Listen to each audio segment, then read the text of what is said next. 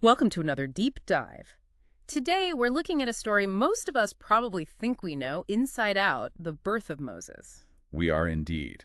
But we're going to explore it through a fascinating lens. Right, we're drawing on Sir James George Frazer's huge work, Folklore in the Old Testament, specifically Part 3, Chapter 1. That's the one he titled Moses in the Ark of Bulrushes. And our goal here is to see how this really familiar story, Moses surviving against the odds, isn't, unique. It's actually part of this incredible worldwide pattern in how humans tell stories about their heroes. Exactly. Prepare for maybe a few aha moments, because these connections Frazer draws really do change how you look at these ancient texts. Okay, let's dive in. The basic Moses story. Frazer sets it up as this hinge point, doesn't he, where Israel's sort of family-based history, the patriarchal age, pivots towards its national history. And Moses is the central figure in that pivot, the leader, the lawgiver, the one who brings them out of Egypt. But Frazer makes a key distinction about the style of Moses' story compared to, say, Abraham or Jacob. He does. He accepts the general tradition, but notes that Moses' story, unlike the patriarchs who, he says, move as men among men, well, Moses' story is different. How so? It's heavily embroidered, that's his word, with gay threads of fancy. The miraculous, the marvelous, it's just much more central to his narrative. He's set apart right from the start. Which brings us to his birth. We all know the setup. Pharaoh's horrific order, kill all the Hebrew baby boys. A truly brutal command. Yeah. And Moses' mother, she hides him, right? For 3 months. Yeah, until she just can't anymore. And that's when she makes the famous Ark of Bulrushes, or papyrus, as Frazer notes. Daubed with bitumen and pitch to make it watertight. Exactly. And she places him in the reeds by the Nile. Such an iconic image. It really is. Yeah. Then Pharaoh's daughter finds him, feels compassion. His sister Miriam cleverly steps in. And arranges for his own mother to be his wet nurse. She's quite the narrative twist. Eventually, he's adopted by Pharaoh's daughter, named Moses, because, she says, I drew him out of the water. Now, Frazer points out something interesting here. Within the biblical story itself, this birth narrative is actually free of supernatural stuff, right? No overt miracles at this point. Correct. But, he argues, it still has features that make you suspect it belongs more to the world of folklore, common story patterns, rather than strict history. And this is where it gets really fascinating. Frazer pulls back the curtain and shows that this whole idea, a great figure exposed at birth, saved by seeming chance, which is really fate. It's everywhere in ancient stories. It's a common motif, almost a trope, used to signal the child's special destiny. Like an embellishment to make the story grander. Precisely. Yeah. And the examples he gives are just, well, they span the ancient world. Okay, let's hear some. You mentioned Sargon earlier. Yes, Sargon the Elder of Akkad, king in Babylonia, way back, maybe 2600 BC. His own inscription reads remarkably like Moses' story. Can you recap that again? It's stunning. Sure. He says, my mother was lowly, my father I knew not. She set me in a basket of rushes. With bitumen she closed my door. She cast me into the river. Wow. Basket of rushes, bitumen, river. The river bore me up. Unto Aki, the irrigator, it carried me. Aki reared me. Yeah. It's astonishingly close. It really is. So did the writers of Exodus know the Sargon story? Is it borrowed? That's the obvious question, and Frazer considers it. But he leans towards another idea, partly because you find similar stories completely independently elsewhere. Like where? Like in the great Indian epic, the Mahabharata. The Princess Kunti has a son, Karna, by the sun god. She puts him in a waterproof basket. Don't tell me. Casts him into a river. You got it. And he's found and raised by a childless couple. There's no plausible way the India writers knew the Babylonian story, or vice versa. So it suggests it's more like a shared human story pattern, arising independently. That's what Frazer suggests, an independent offshoot from the common root of popular imagination. Okay. Besides water, what other patterns emerge? You mentioned animals often play a role. Yes, like Semiramis, the legendary Assyrian queen. Said to be daughter of a goddess, abandoned but fed by doves. Doves bringing milk and cheese. That's the story. Found by shepherds, her name supposedly linked to the word for dove. And Romulus and Remus, the founders of Rome. The classic example. Twins, god Mars is the father, Vestal Virgin mother. Order drowned, but their basket washes ashore. And they're found by a she-wolf, who suckles them. Helped by a woodpecker, no less. Found later by a shepherd.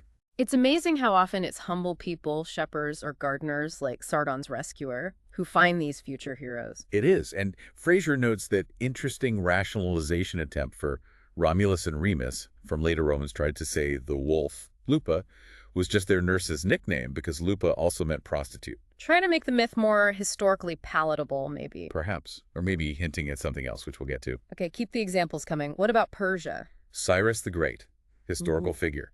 His grandfather, King Astyages, dreams his grandson will overthrow him, orders the baby killed. Sounds familiar. The advisor Harpagus is told to do it, but chickens out, basically. Give the baby to a herdsman. And the herdsman's wife. Well, just had a stillborn child, so they swap the babies. Cyrus survives, raised as a herdsman's son. But his true nature comes out. Yeah, his masterful temperament during games gives him away. Astyages finds out, and the revenge he takes on Harpagus is, well, it's horrific. He serves Harpagus his own son for dinner. Grim. And wasn't there an animal connection with Cyrus, too? A later story, yes. Said he was suckled by a bitch. And again, Herodotus tries to explain it away, says the herdsman's wife was named Spako, which meant bitch. Always finding ways around the mythical elements. What about Greek legends? Oh, full of them. Perseus. Grandfather Acrisius has warned Perseus will kill him. Locks up his daughter Danae. But Zeus gets in anyway, right? As a shower of gold. Exactly. Perseus is born. Acrisius puts Danae and baby Perseus in a chest and casts it into the sea. Rescued by a fisherman, naturally. Naturally. And Perseus eventually, accidentally, kills Acrisius with a discus. Prophecy fulfilled. And Oedipus, another classic. King Laius warned his son will kill him and marry his mother. He has the baby's ankles pierced, gives him to a shepherd to abandon on a mountain. But the shepherd takes pity. Passes him to another shepherd who gives him to the king of Corinth. Oedipus grows up thinking he's the prince of Corinth, leaves to avoid the prophecy. And runs right into it, kills Laius on the road, marries his own mother, Jocasta. Tragic. It's really tragic. Then there's Telephus, son of Hercules, exposed, suckled by a doe. Aegisthus, product of incest, exposed, suckled by a goat. It's a recurring theme. Okay, so the pattern is undeniable. Exposed infant, miraculous survival, often involving animals or humble folk, rises to greatness. What's the deeper layer Frazer suspected? Well, specifically for the stories involving water, Moses, Sargon, Romulus, and Remus, Perseus Frazer floats a really interesting, kind of chilling idea. What's that? He wonders if these stories are a faint memory, a reminiscence of an actual ancient custom, testing a baby's legitimacy by throwing it into water. Seriously, how would that work? The idea was, if the baby floated or swam, it was legitimate. If it sank, it was game day bastard and, well, left to drown. That's horrifying. A trial by ordeal for infants. It is. But it potentially adds this whole other dimension to why these heroes are cast adrift and miraculously survive. Yeah. Their survival proves their legitimacy or their divine favor, in a way. And this ties into the supernatural birth aspect too, doesn't it? You mentioned Perseus, Romulus, and Remus, Karna in India, all supposedly fathered by gods. Exactly. Frazer suggests, maybe a bit cynically, that divine parentage could sometimes be a polite way, a delicate synonym for illegitimacy. A way to explain away a birth outside of normal marriage? Perhaps. Contrast that with Sargon, who just says flat out, "My father I knew not." No divine claims, just uncertainty. What about Moses, then? The Bible doesn't suggest illegitimacy there. No, it doesn't. But Frazer makes a subtle, provocative point. Moses' parents, Amram and Jochebed was Amram's paternal aunt. Okay. So that kind of marriage, aunt and nephew, was later explicitly forbidden in Jewish law as incestuous. Ah, so Frazer is thinking. He's very careful, he says, without venturing to be uncharitable. But he wonders if maybe this questionable lineage, by later standards, provided a more particular reason for exposing Moses than just Pharaoh's general decree. It's speculation, but it connects to the broader pattern. And he found evidence this water ordeal wasn't just a theory. He did. He cites accounts of the Celts, supposedly using the Rhine River to judge their newborns. Bastards drowned, the true-born floated. Wow. Real historical claims of this practice. And even more recently, relatively speaking, the explorer John Hanning Speke in the 19th century documented a governor in Central Africa in Unyoro. What did he do? This governor, Kimaziri, apparently threw his children into Lake Victoria the Nyanza to test if they were really his. If they sank, he figured someone else was the father. If they floated, he fished them out. Unbelievable. So these myths might actually echo real, brutal social customs. That's the implication Frazer explores. It grounds these seemingly fantastical stories in something potentially very real, very human, and frankly, quite dark. We've covered so much ground. From the Nile, the Euphrates, the Tiber, the Rhine, even Central Africa and India. It seems this story of the endangered, saved infant hero is truly universal. It really does seem to be.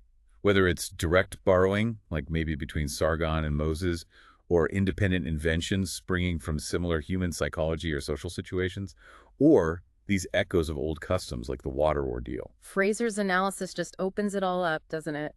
It shows how history, myth, and collective memory get tangled together in the stories we tell about our most important figures. Absolutely. It's a powerful reminder that these ancient narratives are incredibly layered, full of symbolism and maybe traces of practices we've long forgotten. So maybe the next time you encounter one of these stories, a hero saved as a baby, it's worth asking, what else might be going on beneath the surface? Right. What does it tell us about how societies legitimize their leaders, explain destiny, or perhaps deal with inconvenient origins? Lots to think about. Keep diving deep with us.